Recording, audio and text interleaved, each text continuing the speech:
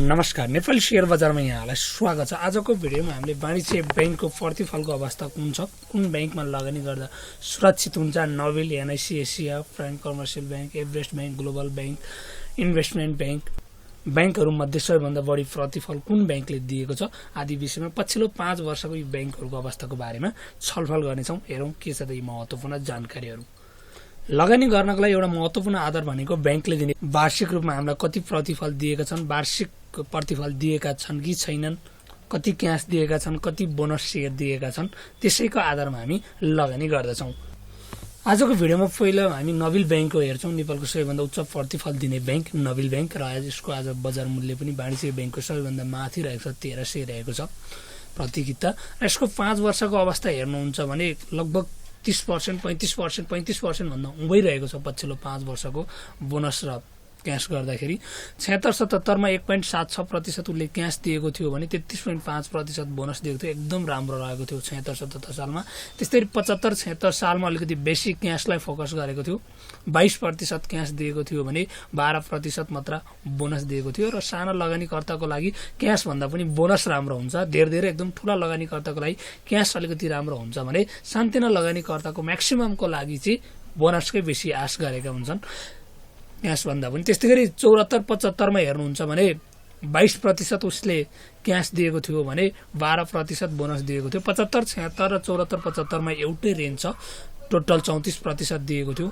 र 73-74 मा एकदम राम्रो थियो, 18% क्याश दिएको थियो, 30% बोनस सेयर गर्दाखेरि 48% दिएको थियो। र 72-73 मा हेर्नुहुन्छ भने 15% र 30% गरी 45% दिएको थियो। यो हामीले पछिल्लो 5 वर्षको हेर्यौं। त्योभन्दा अगाडि पनि 36%, 65%, 60% दिएको छ। र नेपालको वाणिज्य बैंक मध्ये सबैभन्दा राम्रो प्रतिफल दिने बैंकको रूपमा तपाईले नोबेल बैंकलाई लिन सक्नुहुन्छ। र अन्यको हेरी यसको शेयर भ्यालु पनि अलिकति बेसी नै छ, डबल 2 गुणा 3 गुणै रहेको छ। यदि तपाईले लङ टाइम होल्ड गर्न सक्नुहुन्छ भने वाणिज्य बैंक तपाईको लागि एउटा महत्त्वपूर्ण लगानीको लागि बैंक हुनेछ। त्यसरी आज हामीले हेरेकोमा दोस्रोमा रहेको छ एनआईसी एसिया बैंक। यो पनि एकदम राम्रो बैंक रहेको छ। 906 रुपैयाँ यसको आजको मूल्य रहेको छ। दोस्रो बेसी मूल्य रहेको छ वाणिज्य बैंकहरुमा एनआईसी तपाईको नोबेल पछाडी। र यसको बोनस हिस्ट्री हामी हेर्दाखेरि पछिल्लो 5 वर्षको हेर्छौं। 76-77 मा 1% क्याश र 19% बोनस दिएको छ। टोटल 20% दिएको छ, राम्रै मान्न सकिन्छ।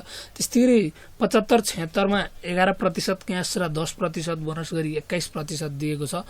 74-75 मा एकदम कम दिएको छ, 10%। त्यस्तै गरी अर्को 73-74 मा पनि 1% क्याश र 20% बोनस गरी 21% दिएको छ। त्यस्तै 72-73 मा 1.37% क्याश र 26% तपाईको बोनस गरी जम्मा 27.37% दिएको छ। यसको रेट अनुसार अलिकति बेसी नै मान्न सकिन्छ। अब ईपीएस पी रेशियोहरु हेर्नुहुन्छ भने त्यो एकदम राम्रो रहेको छ। तर पनि तपाईले बोनस हिस्ट्रीको आधारमा लगानी गर्दै हेर्नुहुन्छ भने यसको बोनस हिस्ट्री दिएको आधारमा र यसको प्राइस एकदम बेसी देखिन्छ। तपाईलाई पछि हेर्न सक्नुहुन्छ यो भन्दा यति नै अथवा यो भन्दा बेसी बोनस दिएका यो भन्दा कम मूल्यमा अथवा आधा मूल्यमा तपाईले पाउनुहुन्छ अरु बैंक। र यसको ईपीएस तथा बोनस हिस्ट्री मात्रै हेर्दाखेरि चाहिँ अलिकति बेसी भ्यालु हो कि भन्न बुझिन्छ अन्य वाणिज्य बैंकहरु हामीले हेर्दाखेरि। त्यसैले हाम्रो अर्को रहेको छ प्राइम कमर्सियल बैंक पीसीबीएल। यसको हालको बजार मूल्य 445 रहेको छ। र यसको बोनस हिस्ट्री मात्रै हेर्छौं आज हामी। बोनस हिस्ट्री हेर्दाखेरि पछिल्लो अवस्था यसले बोनस मात्रै दिएको छ, बोनस शेयर मात्रै दिएको छ, क्याश दिएको छैन। पछिल्लो 4 वर्षमा हेर्नुहुन्छ भने 76-77 मा 15% दिएको छ। त्यस्तै 75-76 मा 16%, त्यस्तै 74-75 मा पनि 16% र 73-74 मा 27% दिएको छ। र अर्को तपाईको 72-73 मा हेर्दा पनि त यसले बोनसलाई नै फोकस गरेको छ, क्याशलाई खासै गरेको छैन। र पहिलादेखि नै यो बैंकले अलिकति बोनस शेयरलाई पनि नै फोकस दिएको छ क्याशलाई भन्दा पनि। र यसको समग्रमा हेर्दाखेरि तपाईले 16-17%, 76-77 भन्दा पछाडी लगभग 16% भन्दा बेसी नै पाउनुहुन्छ। यसलाई तपाईको प्राइस अनुसार राम्रै मान्न सक्नुहुन्छ। प्राइस जम्मा 445 छ भने 15% हामीले बोनस शेयर पाउँछौं भने त्यो एकदम राम्रो हो। यदि क्याश 15% पाउनु अलिकति कमजोर हुन्थ्यो भने 15% बोनस शेयर पाउनु भनेको एकदम राम्रो अवस्था हो। यसलाई राम्रो रूपमा लिन सक्नुहुन्छ यसको प्राइस अनुसार।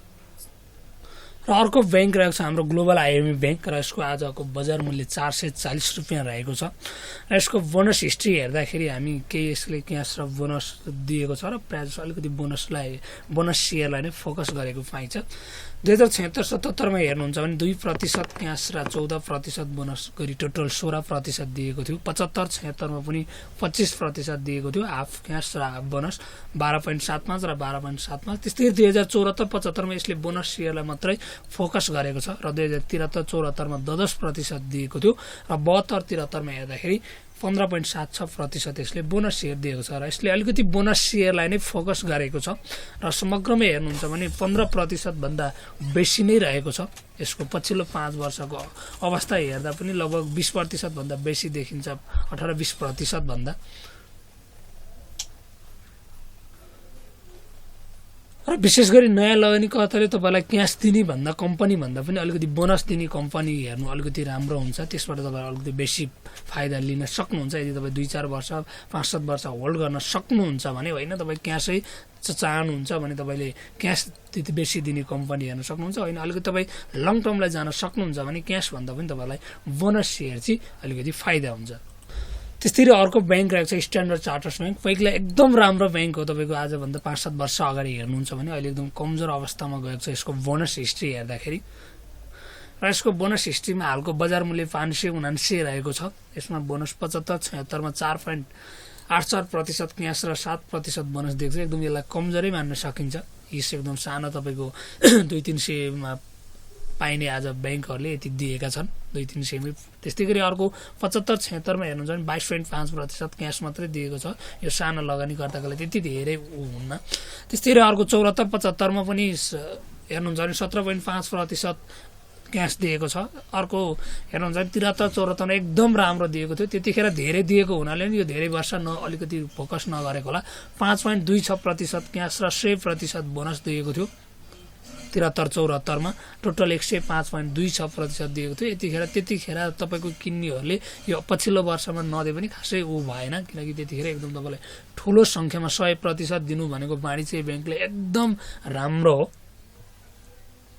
र 72-73 मा 1.75 यसले क्यास दिएको छ र 33.33% बोनस सेयर गरी 35.8% थियो त्यतिखेर एकदम बजार मूल्य यसको एकदम हाई थियो लगभग 3000 भन्दा माथि नै थियो 72-73 तिर हेर्नुहुन्छ भने पछि तपाईले राम्रो यसै गरी बोनस सेयरहरु दिन सक्छ भनेर 2-4 वर्षलाई होल्डको लागि तपाईले अहिले यो एकदम 579 मूल्यमा किन्न सक्नुहुन्छ तर तत्कालको लागि चाहिँ तपाईले तत्काल दिएको यसको पछिल्लो 2 वर्षतिरको बोनस हिस्ट्री हेर्दाखेरि चाहिँ त्यति उपयुक्त जस्तो देखिन्न तपाईको स्ट्यान्डर्ड चार्टर्स बैंक अर्को बोनस राम्रै दिने कम्पनीमा चलेको नेपाल इन्भेस्टमेन्ट बैंक रहेको छ यो अहिले मर्जको प्रोसेसमा गएको छ हिमालय बैंक र इन्भेस्टमेन्ट बैंक त्यसैले तपाईको 13 मे देखि यसको कारोबारलाई बन्द गरिएको छ र यसको बोनस हिस्ट्री त हामी पक्कै पनि हेर्न सक्छौं र यसभन्दा पछाडी पनि अब हिमालय बैंकमा मर्ज भइसकेपछि राम्रै देला बोनस पछिल्लो बोनस हेर्दाखेरि 5 वर्षको 76-77 मा तपाईको 5.5 र 13% दिएको थियो यसलाई राम्रै मान्न सकिन्छ दुवै दियो उसले त्यस्तै गरी अर्को 75-76 मा 8.5 र 10.5 दिएको छ यसलाई 19% यो पनि राम्रै मान्न सकिन्छ र 74-75 तिर हेर्नुहुन्छ भने 73-74 तिर राम्रै थियो उसले 40% दिएको थियो त्यो भन्दा 72-73 मा उसले 41% दिएको थियो समग्रमा हेर्दा पछिल्लो तपाईले 4-5 वर्ष होल्ड गर्न सक्नुहुन्छ भने वाणिज्य बैंकले कुनै वर्ष क्याशलाई फोकस गरेको छ भने कुनै वर्ष बोनस सेयरहरुलाई फोकस गरेको छ तपाईले अहिले यसको बजार मूल्य पनि 460 रहेको छ ठिकै नै रहेको छ तपाईले 450-60 का वाणिज्य ग्लोबलहरु त्यस्तै गरी प्रभुहरु त्यस्तै गरी सिद्धार्थ बैंक यी बैंक किनेर 5-7 वर्ष होल्ड गर्नु भने तपाईले 20% भन्दा बेसी नै अवश्य पाउनु हुनेछ त्यसैले अन्य सेक्टरहरु हेरी अलिकति सुरक्षित सेक्टर पनि मानिन्छ वाणिज्य बैंकहरु त्यति धेरै अहिले प्राइस बढेको छैन पछिल्लो दिनमा त पक्कै पनि बढ्ला अब कुनमा लगानी गर्ने के गर्ने त पक्कै पनि त्यो तपाईहरुकै खुशीको कुरा हो तपाईले हेरेर लगानी गर्नुस् अहिले तपाईले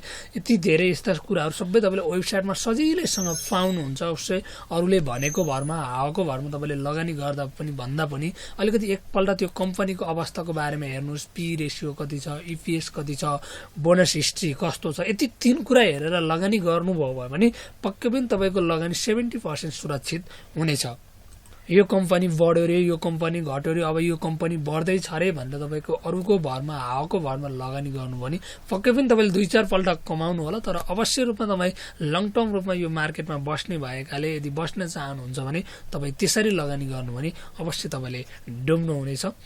अहिले सजिलैसँग विभिन्न वेबसाइटमा तपाईँले बैंक ती कम्पनीहरूको वित्तीय अवस्थाको बारेमा, बोनस हिस्ट्रीको बारेमा सबै तपाईँले सजिलैसँग प्राप्त गर्न सक्नुहुन्छ। यदि यस्तो प्राप्त गर्न सक्नुहुन्छ भने किन हामीले त्यस सम्बन्धी अध्ययन नगर्ने त। आजको भिडियोमा हामीले यिनै महत्त्वपूर्ण जानकारीहरू दियौँ। Thank you.